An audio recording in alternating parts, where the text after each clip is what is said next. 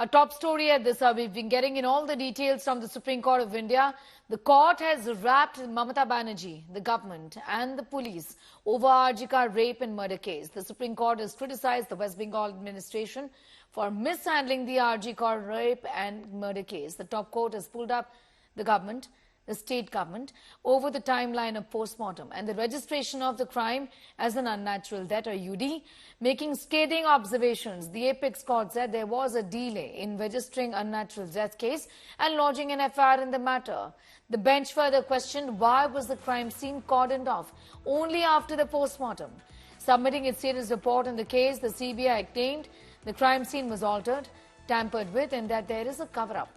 The central agency further said that the FIR was lodged after the cremation and the family was earlier misled by saying that it is a case of suicide. Meanwhile, the Supreme Court has debunked the 151 mg semen theory in the case, has directed the Kolkata Police officer who registered the first entry about the rape murder to appear on the next date of the hearing to disclose the time.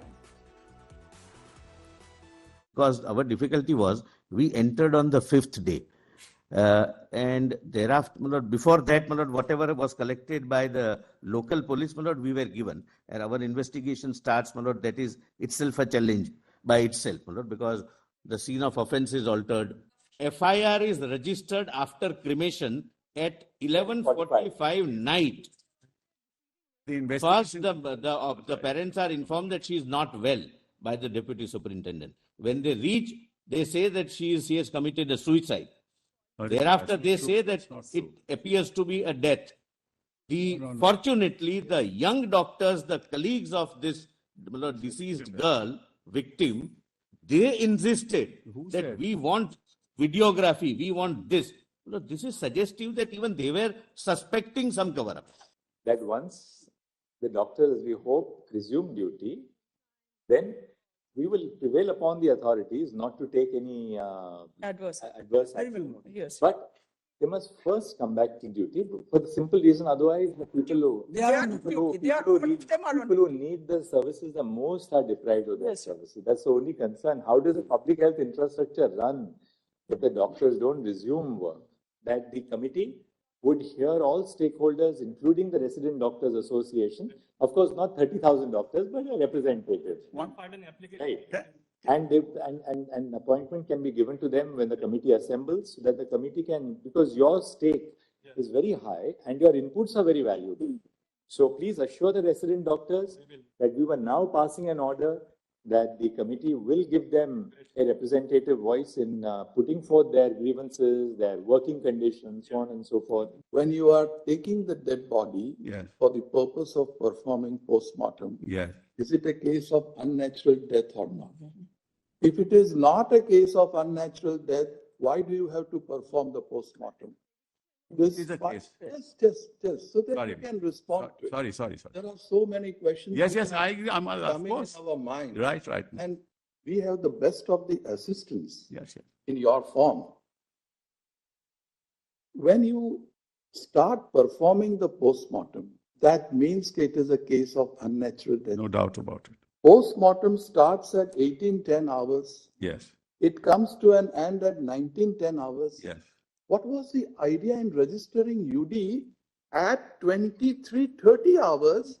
This is something which even the Criminal Procedure Code doesn't prescribe. Yes, exactly. The entire procedure which has been followed by your police, police of the state, it is something which at least I have not come across in 30 years of my... I know. Kanu is getting in more details in that big story. Kanu, a series of observations that have been made by the court, but the CBI importantly has spoken about the fact that, that the crime scene has been tampered with. What kind of a bearing would this have on the investigations also? Further on, just take us through what the court's oral observations have also been so far.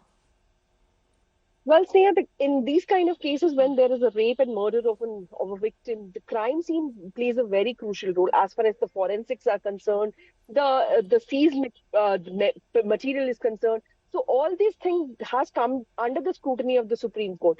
But herein, the CBI comes before the top court and says that, it entered into the investigation only after 5 days, and actually has blamed the West Bengal government for all the goof up which has happened, that like sealing of the premises, Right. collecting of the basic forensics information. So we are actually witnessing a tug of war between the CBI and the West Bengal government in the whole scenario. The Supreme Court hearing is again going to resume in next couple of minutes. But what we know is that several pertinent questions were asked to the West Bengal government's counsel, Mr. Kapil Sibal, as to how they will justify that it was an unnatural death at the first stage, and then they had to conduct a post-mortem. How can they do that? So very difficult questions for the West Bengal government to answer. But West Bengal government, on the other hand, is saying that it had videographed everything. It has all the photos with them, and they can substantiate that they have not done anything wrong